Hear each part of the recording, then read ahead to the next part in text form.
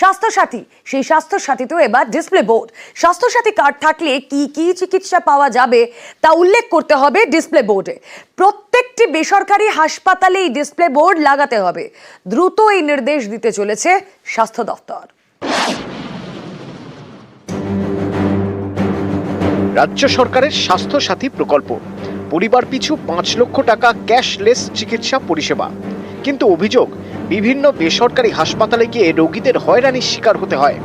তাদের বলা হয় স্বাস্থ্যসাথী কার্ডের আওতায় অনেক চিকিৎসা পড়ে না। এই সমস্যা মেটাতে এবার পদক্ষেপ করতে চলেছে রাজ্য সরকার।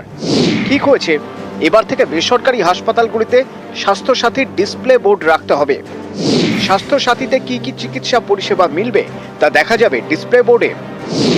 ডিসপ্লে বোর্ড এমন জায়গায় লাগাতে হবে যাতে সহজেই সকলের চোখে পড়ে। বেসরকারি হাসপাতালগুলির কাছে দ্রুত এই নির্দেশ পাঠাতে চলেছে স্বাস্থ্য দপ্তর। নানা সময়েই অভিযোগ ওঠে স্বাস্থ্যসাথীর আওতায় কি কি চিকিৎসা তা নিয়ে ভুল বোঝানো হয় রোগীর পরিবারকে। এর জেরে স্বাস্থ্যসাথীর কার্ড থাকা সত্ত্বেও অনেককে পকেটের টাকা খরচ করে চিকিৎসা করাতে হয়। এই সমস্যা মেটাতেই স্বাস্থ্যসাথীর ডিসপ্লে বোর্ড। বোর্ডে পরিষ্কার লেখা থাকবে স্বাস্থ্যসাথী কার্ডের আওতায় কি কি চিকিৎসা করানো যাবে।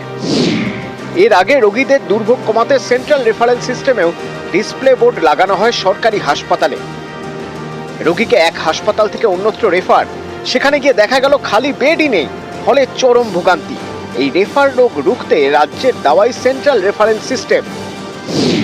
কোন সরকারি হাসপাতালের কোন বিভাগে কত বেড খালি, হাসপাতাল থেকে তা জানতে পারবেন রোগী কিংবা তার পরিজনরা।